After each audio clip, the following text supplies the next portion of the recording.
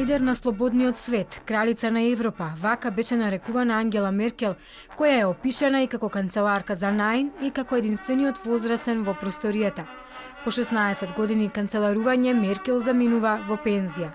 Со песната го заборави филмот во боја, испеана во 1973 година.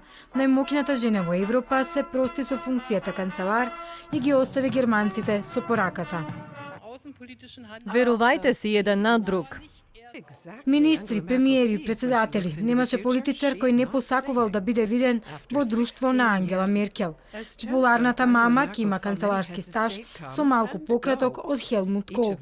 Незината менаџерска способност го отсликуваше нејзиното лидерство во владеењето, способноста за компромис, оптимизам, борбеност, справувањето со 3 големи европски кризи ја одбележаа нејзината кариера.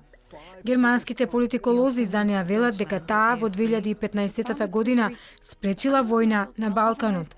Истата година ја одбележа и славната изјава која Меркел ја кажа: "Ќе успееме", која ги отвори вратите за стотици илјади бегалци во Германија. За канцеларката Турција играше значајна улога против илегалната миграција. Турција, која е членка на НАТО, игра централна улога за Европската унија во борбата против илегалната миграција во Европа. И во ковид кризата таа постојано со цврсти одлуки, апели до граѓаните, а дел од нив беа применети и во многу европски земји. Германија е во канџите на драматичен 4ти бран ковид. Вакцинирајте се. Во изминатите недели Меркел постојано правеше нешто за последен пат.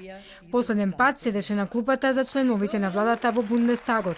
Последен пат водеше владина седница или корона седница со покраинските премиери. Последен пат се збогува со свечена изјава. Како канцелар, последен пат беше во Париз, Лондон, Вашингтон. Првиот ден, како поранешна канцеларка, ќе значи почеток на нов живот за Меркел. Таа досега не открива како тој ќе изгледа.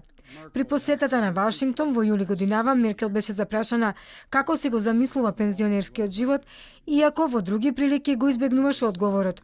Овој пат стави до знаење дека најпрво сака да има мала пауза и дека не планира да прифаќа покани за настани.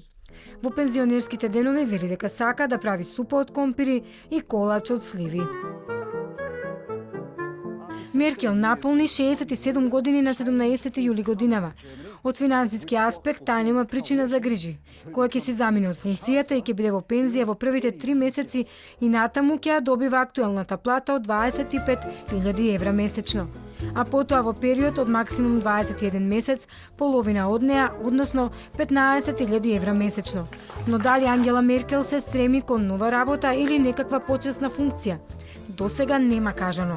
Европската кралица во политиката се вклучува за време на револуцијата во 1989 година, а кусо подоцна станува портпарол на првата демократска влада на Источна Германија. Станува министер за жени и млади во владата на Хелмут Кол во 1991. Таа мина 4 мандати на чело на германската влада како прва жена канцелар на Германија.